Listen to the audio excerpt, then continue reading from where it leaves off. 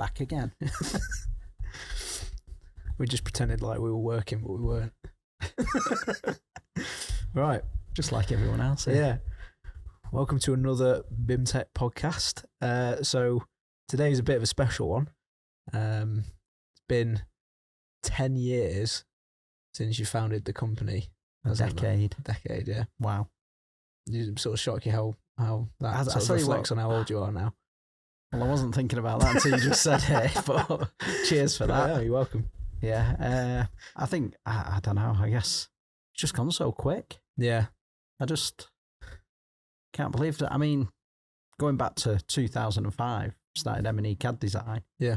And then 10 years on, got involved with Rob and Sean and did a rebrand and renaming and everything and launched BIMTech Engineering.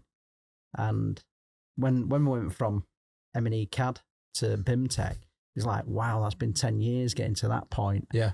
And now we're 10 years on and it's like, it's 10 years of BIMTech and of being in this sort of industry, like having a company within this industry. It's 20 years. Yeah. Now that does make me feel old. Well, I suppose it won't be long until it is 20 years of BIMTech then. I know. Time does go quick. I know. I mean, as we were running up to this 10-year anniversary of the company, I'm more interested in as well, like, what were your sort of goals? What did you think the company would be 10 years from when you started? Do you think it'd be around, or did you have? Yeah. Oh, yeah. Definitely. I thought someone else would be running it, and I'd be laying on a beach somewhere. But Are you getting any closer to that? No, unfortunately not.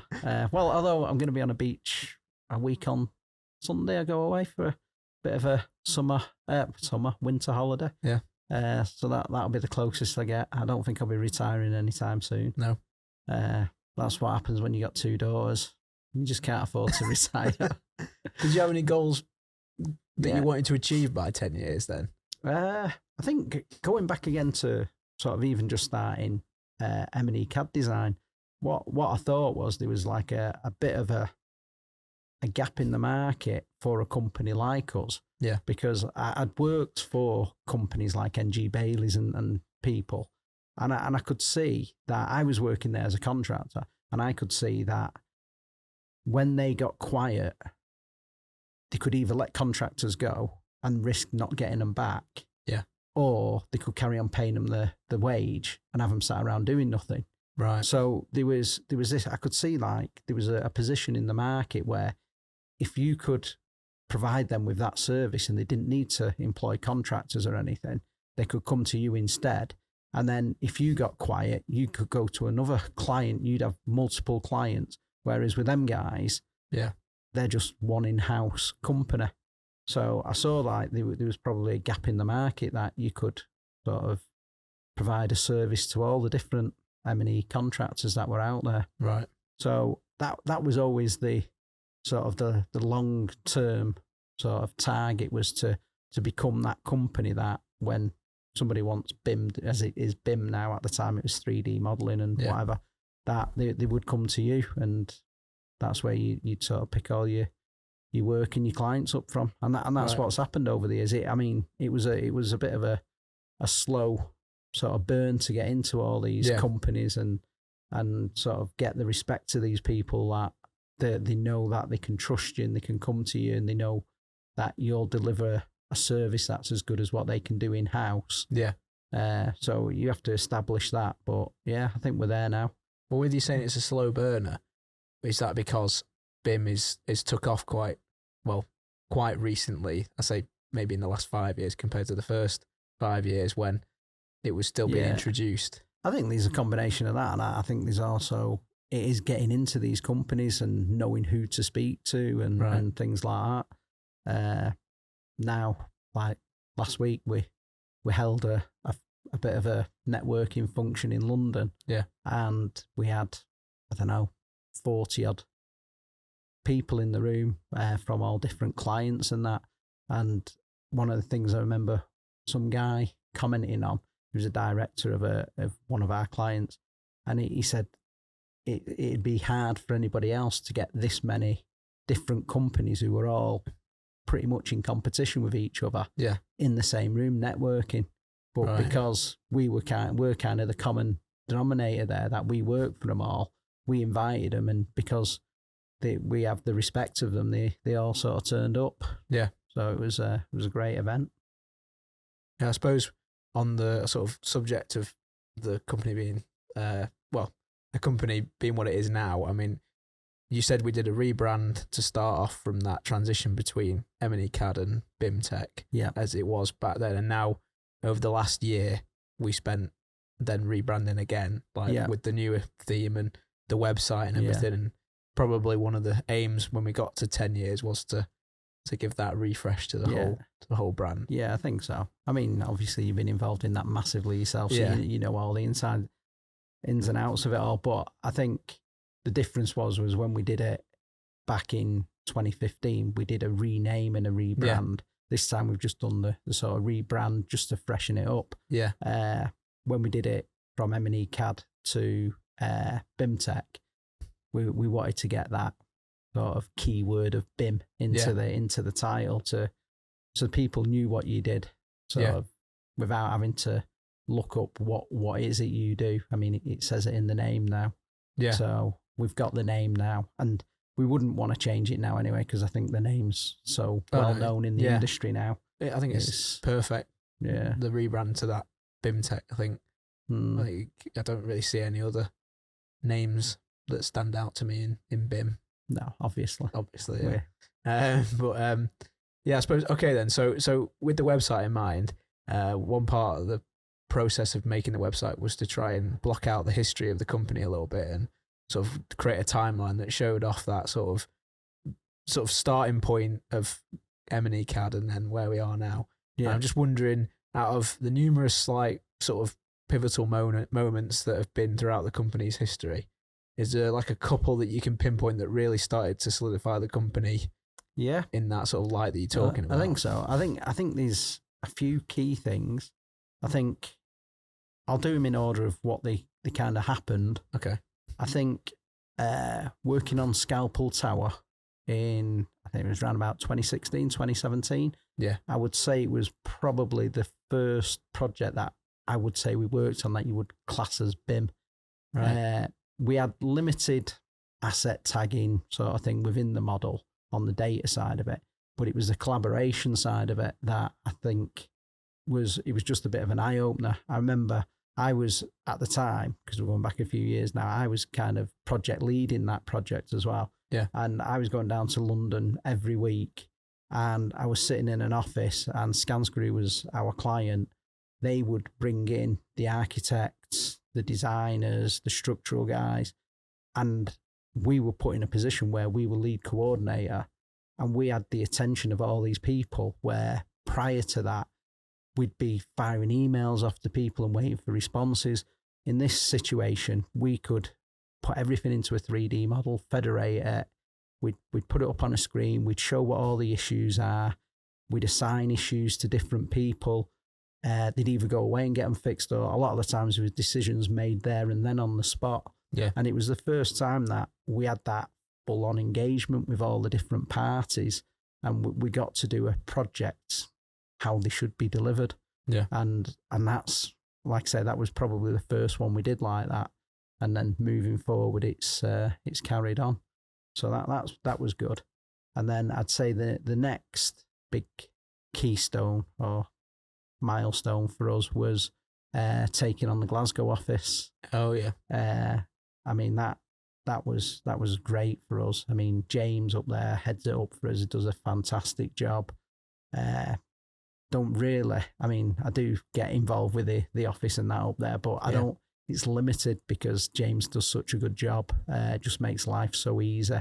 Yeah. So he was a bit of a godsend coming and joining BIMTech and the team that we've got with him up there. So that's kind of worked out great.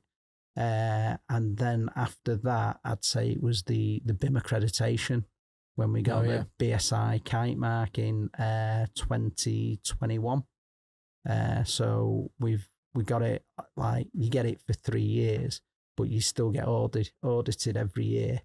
So we did our 3-year renewal last year, so we've got it for 3 years again. But then we still, like I say, get audited. So we've got an audit coming up in December again. So I think that was good, because I think that just demonstrated to our clients that we know what we're doing. We work to the standards, and we know how to deliver a BIM project. So I think they're probably the 3 key things I would say over the 10 years for me. Nice one. And so we've talked about a project, we've talked about an opening of office and then a certification. So with the projects in mind, is there like, I know Scalpel was a big project that had a lot of, I mean, Kano in the office talks about it as being one of the most congested models he's ever made. Well, he would, because he worked on it. But is there any projects that you can remember that you faced challenges with that stuck out for you? Is it something that... I'll be honest, Scalpel Tower was a tough one. But something that like we did to combat that challenge, to sort of pull us forward as that sort of like standard for BIM? I'd say one of the big things is like the knowledge we have of DFMA or prefabrication, whatever you want to call it. I think that's become massive within the industry. And I think the knowledge our guys have of that, with all the sort of main players in the industry who most of the big companies have their own sort of fabrication workshops and that, and we know what their standards are. We can work to their standards. So I think that's one of the big things that we bring to the party. And then the other sort of big project that we've got involved with, and I think we've kind of cemented our place where we're a bit of the go-to sort of company on it, is the prison projects. Oh yeah. So the future prison projects. I mean, we got involved. Andy Walker got us involved with them first. At the time, he was working for Kia. He's now a director at NG Bailey's. But when he was at Kia, he got us involved because I'd known him from years before on previous projects.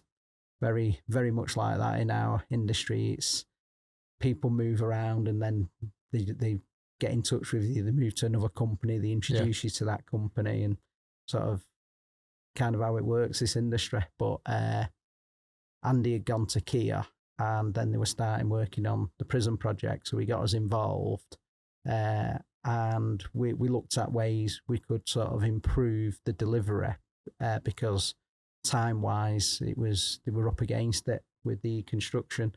So we ended up from that getting involved with the consultants, and we said rather than them look at trying to produce design models, is that they could just look at focusing on the design, pass that information over to us, and we'll create the model. But we'll create that model with construction in mind, so that we could try and speed up the process of going from design to construction. We can kind of merge it into one. So off the back of that, we kind of haven't looked back on the prisons. I think we've been working on prison projects now for probably, I'd say 7 or 8 years now, and it's kind of created a good backbone to the business that we know we've always got prison work on there, especially now with Labour. Trying to take the the plaudits to say they're going to deliver all these prisons that we've been working on for 7 years. Well, on that sort of vein of prefab, because the prisons had a lot of very specialist prefab on them, didn't they? Yeah. So I mean, I remember you talked about a project that we were part of during M&E CAD design, which was in America, wasn't it? Yeah. And that was a company that was probably forefronting. They were trying to push prefab probably early on, weren't they? So would you say that our company was probably involved quite early on with prefab, and we've sort of driven that forward in the company, and probably one of the people who got started on it first and pushed those sort of... I would say, I wouldn't try and claim that we were the company who started prefab or anything like that. I think these other people, but I think we've got engaged with it very early. And like you say there, when we worked on, it was in Brooklyn on Atlantic Yards, and it was at the time, I mean, that wasn't just doing prefab, that was modular build. We were working on that, and it was the tallest modular build in the world at the time. for a residential building. It was, I think, 34 stories, and it basically come to site in like Lego blocks, but very large Lego blocks. So it'd be delivered. They were almost like porter cabin size units that were dropped into place and bolted together, but they come with the fully fitted out kitchens, bathrooms, everything was already fitted in there, and then they just sort of clicked together on site, and that's how they constructed the building. So yeah. So I'm assuming there's like a major difference back then in modular and fabrication sort of standard practices as to now when we're doing a prison, for example. Yeah. Sustainability is probably another aspect to it. Yeah. But going back there, one of the biggest changes from when we did that in Brooklyn was we were working in Imperial, which, Jesus, that was a pain in the ass, I tell you.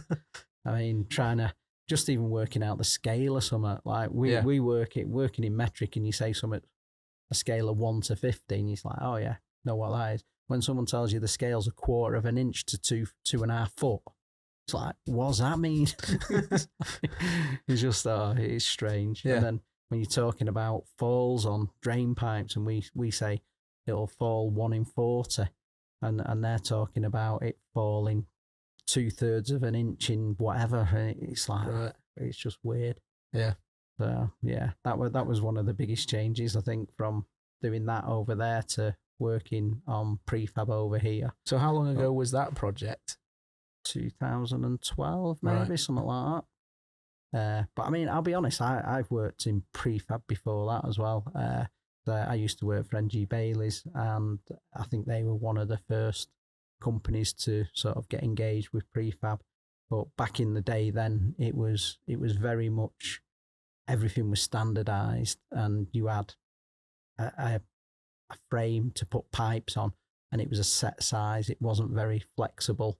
So you'd end up with 2 pipes running on a frame that was 600 wide or something, with 2 little pipes on it. And it was just trying to prove that prefab was the way forward. Yeah.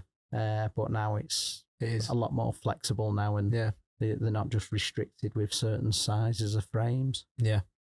So, and then, sorry. Oh, it's all right. No, I was going to say, and the prison, what you touched on, because I kind of didn't mention about, a lot of the prefab on the prison was more to do with structural prefab as well. Right. So all the services had to be precast into the concrete walls. So there was a lot of collaboration between us and the structural guys. So all the walls come in panels, and they kind of got dropped into place. But again, they had the services already fitted inside the concrete walls. Yeah. Because obviously, being a prison, you're not allowed to have surface mounted pipes and equipment and everything.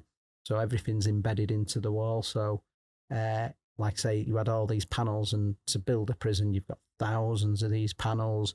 And there was like every panel, you had to sit down and get it signed off that the right services were in it. If there was a socket embedded, it was at exactly the right height. Yeah. Everything like that. So it was pretty intense, really. Yeah. And I suppose that's what we talked about the other day, actually, was about fire regulations and stuff as well.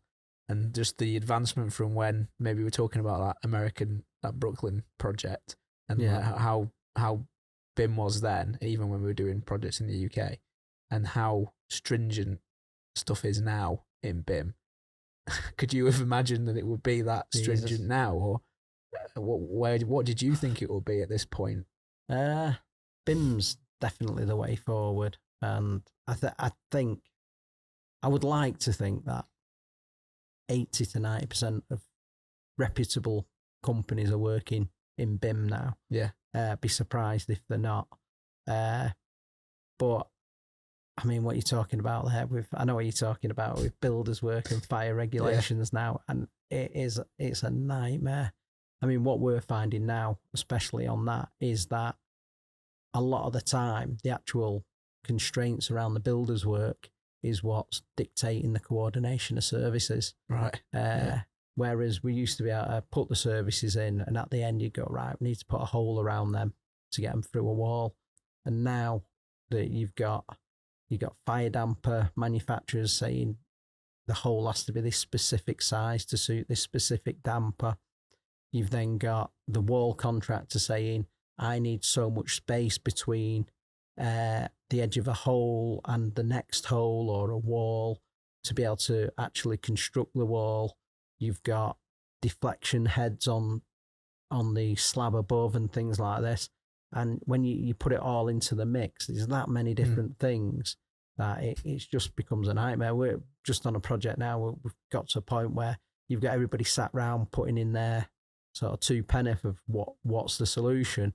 And I mean, we had to just in the end say, look, we need to call a workshop on this, and we need to get everybody involved. You need to get the fire officer involved. You need to get the damper manufacturer involved. You need to get the people constructing the wall involved. You need to get the people manufacturing the wall involved. You need to get all these people around the table, because you go off and you think you're doing the right thing, and then at the 11th hour, somebody will jump in and say, you didn't think of this though. And you'll be back to square one. So it's just a nightmare. Absolutely hate it at the minute, that, gotta say. Yeah. Biggest bane of our lives at the minute. Maybe that's what sort of a negative to BIM sometimes, is the amount of information that has to be culminated by a company like us. Is just and then the differing opinions on stringent regulations and spacing and builders work. Well, I mean, like I said before about collaboration, it's all about getting everybody together and collaborating to deliver a project well. But then sometimes you get back to the old saying of too many cooks sort of thing. You can get to a point where there's too many people putting their opinion in, and you feel like the job's never going to get done because you can't keep everybody happy.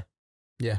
But, I mean, from what we've seen from like feedback from clients, I mean, BIMTech seems to be like in the BIM world, the people who do the most detailed models. Really, we were known for that for early on, weren't we? Where we started taking over from consultants' models, and now we're in this position where we come in earlier and where we want to come in now in the stage. Well, it's the Reba stages. We kind of, I say we sometimes get involved now from level stage 3. Right. Reba stage 3. We would normally have got involved at stage 4, sort of, and going back to the old, it used to be 4A, B, and C, and we'd really been getting involved round about 4C. Yeah. But now we're getting involved, like you say, sometimes at stage 3. Yeah. Which is great because when you get to stage 4, you start to think about buildability and maintenance for future assets and things like that. Whereas at stage 3, that kind of gets overlooked a lot. Yeah. But because we've got that knowledge and we get involved at stage 3, we're kind of trying to bring that to the table earlier so that we're not sort of going down a dead end, so to speak, with the modelling. Yeah. So I guess the other thing is, like, been 10 years. What could you see in another 10 years? I mean, what I mean, hopefully I'll be on that beach in another 10 years. Well, what I'm more thinking as well is, like, BIM in general. Like, I know we've talked about this previously in a podcast where we've said, like, AI might come into it, and dynamo scripting and how it will be in 10 years. But I mean, like we were talking about, there's so much stuff you have to coordinate at the minute. And I mean, we have a great team here. Like, I mean, thinking about when I came into the business in 2017, I mean, I came in 2016 as like an apprentice sort of thing for like a, short period of time. But when I came in, it was one office in Prestwich. It was a team of about 10, maybe 11 people. And now we're at the position where we've got 3 offices. There's 40 employees. Yeah. There's a wealth of knowledge. There's a training scheme that builds people up from the ground up, from like graduates and people who, like me, who didn't even know this was a thing, BIM. Yeah. I suppose it's like, well, did you, from where we are now, I'm assuming you didn't expect it to get to this point, and then now we're pushing further on. What are your goals in the next 10 years? Is it? And I'll take over the world. I mean, one thing I would love to do is get into the American market. Right. People speak. I mean, we did work over there years ago, and then people I speak to over there now that they reckon they say they're behind the UK when it comes to BIM and everything. I don't know how true that is because we're not over there, but I would like the opportunity to get over there, find out, and if they are behind, sort of try and help educate them and bring them up to speed. Yeah. But yeah, that'd be good. There is other opportunities. I mean, at the minute we're sort of negotiating, trying to open other offices and things like that. So that'd be good. We're looking at doing working on joint ventures with like partnering up with companies and things like that. So there's plenty of things coming down the road that we can see, and we'd like to get involved. One of the things we've just been looking at recently, you've been involved yourself with, is the health and safety. Trying to work with Richard Oxley to bring more health and safety into BIM, and sort of trying to identify sort of not just safety risks but health risks early in the modelling process, and identify them through the model so that people can understand what these risks are. So it's just things like that. I can just see massive things that BIM can be used for, and it will get there. I mean, it's already progressed massively. I think one of the best things ever was when the government mandated that it had to be used on all government projects, because that's where it slowly started filtering its way through to the sort of private sector. Because there was that many companies using BIM, being able to say, look, we're proving now it saves money, it saves on waste materials and all these things that the private sector were like, well, it'd be stupid if we didn't sort of take notice and sort of get on board with it. Well, I think that's a good place to finish off. I think it covered quite a lot there, actually. No, it's been good. It's been good having weird to think. I mean, I've nearly been here for 8 years now. Wow. Yeah. Does that make you feel old? Yeah. It's just weird to think. I mean, it's more what you said. It's like you sort of blink and you're down the line. It's gone so quick. But it sort of shows to me, like, I've been here for 8 years, and to me, it's the kind of company you want to work for, you know? Yeah.